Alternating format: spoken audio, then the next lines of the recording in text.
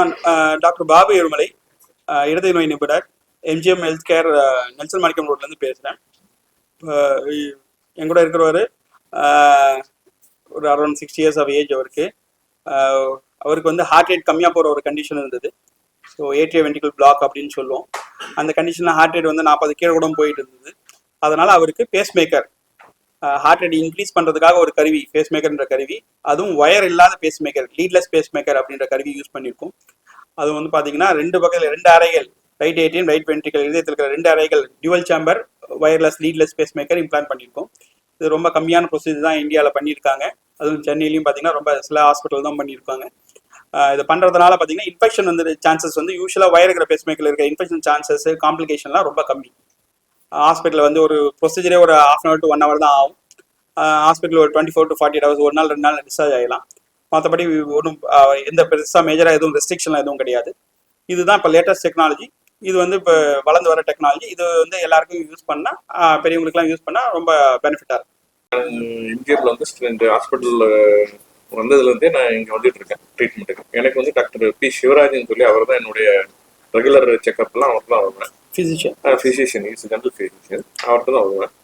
அது வந்ததுக்கப்புறம் சாரும் சொன்னார் என்கிட்ட, இந்த மாதிரி லேட்டஸ்ட் 2 இதுவும் எக்ஸ்பிளைன் பண்ணார். இந்த மாதிரி 2 இதுவும் இருக்குது சார், நீங்கள் எது ஆஃப் பண்ணுறீங்களோ அது உங்களுடைய சாய்ஸ்னாரு. அப்போ நான் வந்து எனக்கு வந்து ஏஜ் வந்து 60 தானே, இப்போ இன்னி வருஷம் இருக்குல்ல அப்படிங்கிறதுனால அட்வான்ஸ்டு இது இருந்ததுனாக்கா அது பண்ணிடுங்க அப்படின்னு சொன்னேன் சார்கிட்ட. அப்போ டோல்டு 2 பேரும் டிஸ்கஸ் பண்ணாங்க, 2 டாக்டர்ஸுமே டிஸ்கஸ் பண்ணி then they came to conclusion as per my body conditions இது வந்து இந்த பேஸ் மேக்கர் வச்சா பெட்டர் அப்படின்னு சொல்லிட்டு. Then the cost was also affordable by me. அதனால நான் I went for leadless pacemaker. But அப்போ பயமா இல்லையா புதுசா இருக்கு? அப்போ பயம் இல்லை. Doctors they're giving us advice. நம்ம ஹெல்த் நல்லா இருக்குன்னு அவங்க அட்வைஸ் கேட்டு தான் ஆகும். So I told them go ahead. உண்மை எனக்கு நான் பார்த்தீங்கன்னா இப்போ உங்கள்கிட்ட பேசிட்டு இருக்கவங்களா இந்த மாதிரி தான் இருந்தேன். எனக்கு எந்த ஒரு தலை சுத்தலோ, நான் ஆக்சுவலி இருந்தது வெளியில, அவுட் ஆஃப் சென்னை. நான் அங்கேருந்து ட்ராவல் பண்ணி ட்ராவல் பண்ணி இங்கே வந்து எமர்ஜென்சில இருந்து ஐசியூவில் ஒரு 3 days இருந்து முடிச்சுட்டு இந்த ப்ராசஸ் முடிச்சுட்டு போனோம். ஒன்றும் பிரச்சனை இல்லை, ஒன்றும் பிரச்சனை இல்லை. எதுவுமே தெரியல எனக்கு, உள்ள அது இருக்கிறது தெரியல. இப்போ வாக்கிங்லாம் போறீங்களா? இப்போ 1 hour வாக்கிங் போறேன் daily.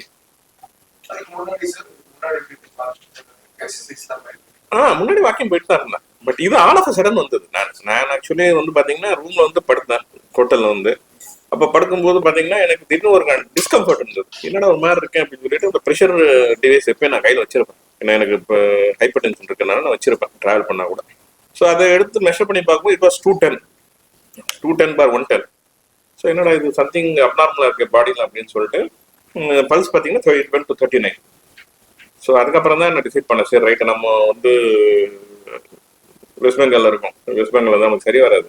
So you have to fly to Chennai அப்படின்னு சொல்லிட்டு immediately rest. Next day morning it's நைட்டில் படுத்தேன் ஹோட்டலில். காலையில் இருந்துச்சும் ஒன்றும் பிரச்சனை இல்லை. அப்போ பார்த்தேன் பல்ஸ் ஒரு 50 இருந்தது. BP has come down to 169. அதுக்கப்புறம் then I made a plan to rest to Chennai. Then I book told the airlines people I want to medical condition இதாக இருக்குன்னா போகணும். தென் I landed by 1:30 or 2. I came to the hospital.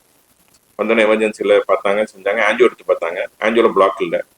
Then sir told we have to do the pacemaker sir, implant பண்ணணும், pacemaker பண்ணால் தான் best அப்படின்ட்டு. Then it told go ahead sir, no problem.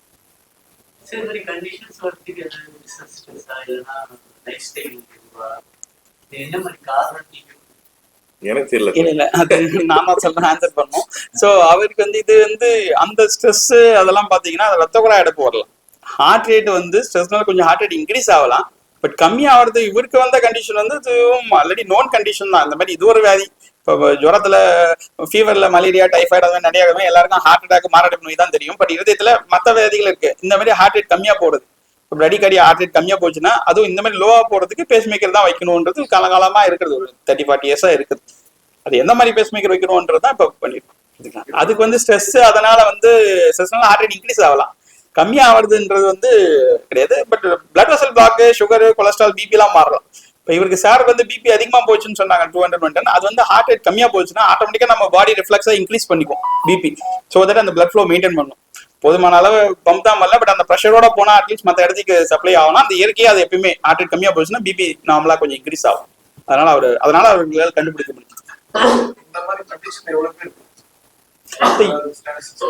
இல்ல heart rate கம்மியா போறவங்க நிறைய கண்டிஷன்ல வரலாம். இவருக்கு வந்தது மேபி ஒரு 1,00,000 ஒரு 5,20 பேர் வரைக்கும் அந்த மாதிரி இருக்கலாம்.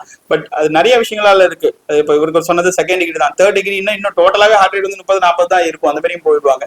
சடனா வரலாம். சிலவங்களுக்கு கொஞ்சம் இன்டர்மீடியட் வாங்க, சில டைம் அப்படி கம்மியா போகும், மறுபடியும் இம்ப்ரூவ் ஆகலாம். அது மாறிக்கிட்டே போகலாம். புரியுதுங்களா? மோஸ்ட்லி இந்த எந்த ஏஜ் குரூப் இந்த மாதிரி நிறைய ஏஜ் அதிகமாக பண்ணலாம். ஸோ 60+ மேல அந்த மாதிரி வரலாம். ஏன்னா அது எல்லாமே அந்த இதயத்துல அந்த உடம்புல வர சேஞ்சஸ் மாதிரி தான். ஏஜ் அட்வான்சஸ் எல்லா இதுலயும் இப்போ முடி கிரே ஆகிற மாதிரி இது உள்ள எல்லா இடத்துலயும் கொஞ்சம் சேஞ்சஸ் வரும். அந்த எலக்ட்ரிக்கல் கண்டிஷன் அது நான் சொன்ன மாதிரி கரண்ட் வயர் மாதிரி தான் அந்த ஃபைபர்ஸ். அந்த இடத்துல கொஞ்சம் சேஞ்சஸ் வரதுனால ஹார்ட் ரேட் கம்மியா போறதுக்கு வாய்ப்புகள் இருக்கு. ஏஜ் அதிகமாக பட் சின்ன வயசுலயும் வரலாம், குழந்தைகளையும் வரலாம், சின்ன வயசுலயும் வரலாம். சில ஆப்ரேஷன் பண்றதுனால அது பக்கத்துல அதனால வரலாம், வேற சில தொந்தரவுகளாலேயும் வரலாம். அந்த மாதிரி பட் ஏஜ் அதிகமாக போனதுக்குள்ள ஹார்ட் ரேட் கம்மியா போறதுக்கு வாய்ப்புகள் நிறைய.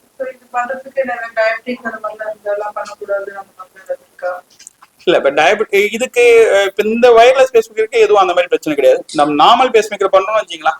சப்போஸ் சுகர் ரொம்ப அதிகமா இருந்ததுன்னா பெட்டர் அதுக்கான, ஏன்னா எல்லா ஆப்ரேஷன் மாதிரி தான் அந்த operation. So mini operation, major operation, minor operation. But still அதுக்கு நம்ம ஸ்டிச்சஸ் எல்லாம் போட போறோம். அப்ப இன்ஃபெக்ஷன் சுகர் எல்லாம் கொஞ்சம் ப்ராப்பரா கண்ட்ரோல்ல இருக்கணும். உங்க ரத்தம் கட்டாத மாத்திரைகள்லாம் இருக்கக்கூடாது. அப்புறம் அந்த யூஸ்வலா வயர் இருக்கிற பேஸ் மேக்கர் பண்ணிட்டாங்கன்னா ஒரு 1 வீக் 10 டேஸ் கையெல்லாம் ரொம்ப தூக்காதீங்க அப்படின்லாம் சொல்லிடுவோம். 2 வீக்ஸ்லாம். இதுல அந்த மாதிரி பெருசா இருக்காது. உங்களுக்கு அந்த மாதிரி எதுவும் பெருசா ரெஸ்ட்ரிக்ஷன் சொல்லி இருக்க மாட்டாங்களே, எதுவுமே இல்ல. சோ இந்த இதுல வந்து இதுல அந்த யூஸ்வலா அந்த பேஸ் மேக்கர் வயர் இருக்கிற பேஸ் மேக்கர் இங்க இருந்து போய் அட்டாச் ஆயிருக்கும். நம்ம இப்ப ஸ்ட்ரெச் பண்ணா இது வந்து தூக்கினா சப்போஸ் மேல இருந்து ஒரு பொருள் எடுக்கிறாங்கன்னா இது இப்பதான் பண்ணணும்னா கொஞ்சம் ஒரு 3 months ஆகும் செட் ஆகுது. சில டைம் வெளில வந்து டிஸ்லாஜ் ஆயிடும், மறுபடியும் பண்ண வேண்டியிருக்கும் எல்லாமே. ஸோ இதில் அதெல்லாம் எதுவுமே கிடையாது. பண்ணிட்டு எடுத்துன்னு யூஸ்வலாக 24 to 40 hours டிஸ்டார்ப் பண்ணிடலாம்.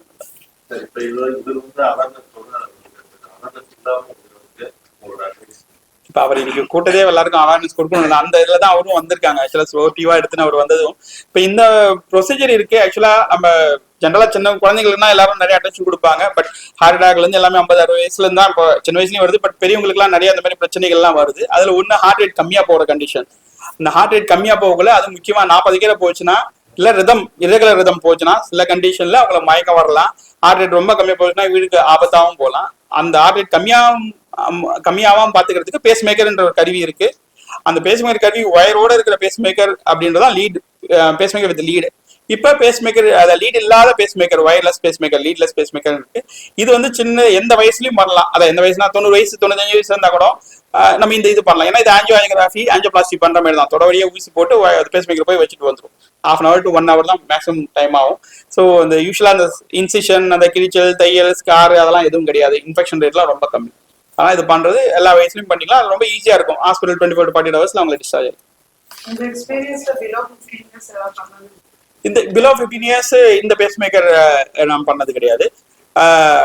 இந்த மாதிரி வயர் இந்த கம்பெனி இப்பதான் வந்திருக்கு. இதுக்கு முன்னாடி வேற இருக்கு. மேபி அது 35 yearsல பண்ணியிருப்பேன். பட் இது பாத்தீங்கன்னா அந்த பேஸ் மேக்கர் உள்ள அந்த டியூப் மாதிரி காமிச்சிருப்பாங்க. அது ஒரு சின்ன ஒரு குறிப்பிட்ட டயமீட்டர் இருக்கும். இந்த டியூப் தொட வழியா போயிட்டு பேஸ் மேக்கர் சின்னதா இருக்கும், தொட வழியா போகணும். ஸோ அது இவ்வளோ ஹைட், இவ்வளோ பாடி சர்ஃபேஸ் ஏரியா இருந்தால் தான் அந்த ரத்த கூட நம்ம உள்ள அளவு பண்ணும். அதெல்லாம் ரொம்ப சின்ன வயசுல இது பண்ண முடியாது இந்த வயர் இல்லாத பேஸ் மேக்கர். பட் ஒரு இப்போ ஒரு 18 years அந்த மாதிரி காலேஜ் கோயிங் இயர்ஸ்ல இருந்து பண்ணலாம். ரொம்ப சின்னதா இருந்தா நம்ம செக் பண்ணி பார்ப்போம். நல்லா இப்போ சப்போஸ் ஹைட் ஆகுறாங்க, ஒரு 14 வயசு வேணா ஹைட்டா இருக்காங்க அப்படின்னா ரத்த குழாயும் பெருசா இருக்கும். அதனால அது பண்றோம். பாடி ஷேப் வச்சு இதை டிசைட் பண்றது. அப்போ தேவைன்னா அந்த ஸ்கேன் பண்ணி பார்ப்போம். டாப்ல ஸ்கேன் பண்ணி பார்த்து ரத்த குழாயெல்லாம் கரெக்டா இருக்குது, அலோவ் பண்ணலாம் அப்படின்ட்டு. இப்போ இதுக்கப்புறம் வர டெக்னாலஜி எல்லாமே இந்த வயர்லெஸ் பேஸ் மேக்கர் தான் வரும். ஸோ லாஸ்ட் இந்த மாதிரி 7-8 years இந்த மாதிரி வயர்லெஸ் பேஸ் மேக்கர்னு இருக்கு. சிங்கிள் சேம்பர், அது வேற கம்பெனில. இது இன்னும் அட்வான்ஸ்டா யூஸ்வலா வயர் இருக்கிற பேஸ் மேக்கர் மாதிரி போக இனிமே இதுக்கப்புறம் தான் இந்த மாதிரி தான் வந்துட்டு இருக்கும். இது மேல தான் இந்த மாதிரி தான் டெவலப்மெண்ட் வந்துட்டு இருக்கும். அப்போ இன்னும் அது வந்து எல்லாருக்கும் ஈஸியா இருக்கும். பண்றவங்களும் டாக்டருக்கு ஈஸியா இருக்கும், பேஷண்ட்க்கும் ரொம்ப ஈஸி. நான் சொன்ன மாதிரி அந்த இன்ஃபெக்ஷன் வந்துன்னா ஹார்ட்ல 4 to 6 வாரம் ஹாஸ்பிட்டல் அட்மிட் பண்ணிடுவோம், இன்ஜெக்ஷன் போடுவோம். இந்த இன்ஃபெக்ஷன் சரியாகிற வரைக்கும் டெம்பரரி பேஸ் மேக்கர் போட்டு நவராம படுக்க வச்சிருப்பாங்க தொலைவழியா. அது அவ்வளோ பெரிய கஷ்டம். கொஞ்சம் நவந்துட்டாலும் அது ஏதாவது பிரச்சனைகள் வந்துடும், வீருக்கு ஆபத்தாயிரும். அதுக்கப்புறம் தான் இந்த அடுத்த பேஸ் மேக்கர் போடுவோம். அதுலயும் சில இன்ஃபெக்ஷன் ஆகிற மறுபடியும் 2 சைடு இன்ஃபெக்ஷன் ஆகிட்டு அந்த மாதிரி பிரச்சனைகள்லாம் இருக்காங்க. அந்த மாதிரிலாம் இருக்கு. அதை அவாய்ட் பண்றதுக்கு இதுதான் 0% இன்ஃபெக்ஷன் ரேட்.